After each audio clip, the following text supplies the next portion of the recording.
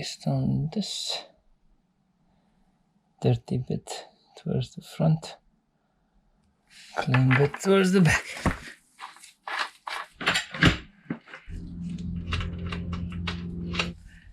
Based on what the user manual is saying, this side should be perpendicular to this. So now I'm removing this center pin and aligning it to be exactly where I am. At this point in time, we have the majority of the important parts fitted, and we need to take a look at the alignment to ensure that the wheel is sitting straight. As a starting point, we will be counting the lines that we are referencing against the pictures that we have taken. In me checking this, I started with the 5 lines, continued, so done it symmetrical on both sides, checked the slack in my chain somewhere on the middle bit of the frame. Right now is at 75. With it pushed up, I'm going to 35. That translates in 40mm play. Based on the specs, I'm exactly where I should be.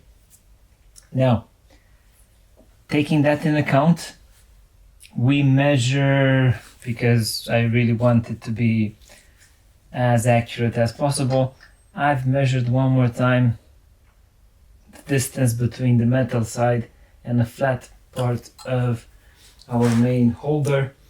Symmetrical on both sides, 51mm at this point in time. After I'm okay with the fact that it is symmetrical on both sides, I'll be tightening up the 30mm bolt on both sides and proceed in tightening up the main nut for the wheel.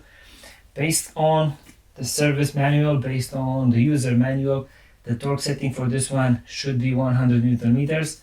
We will be doing that, and after that we are sorted with the refit of our rear wheel for the BMW S1000R. And the last part of our story, fitting the plastic cover that goes over our chain.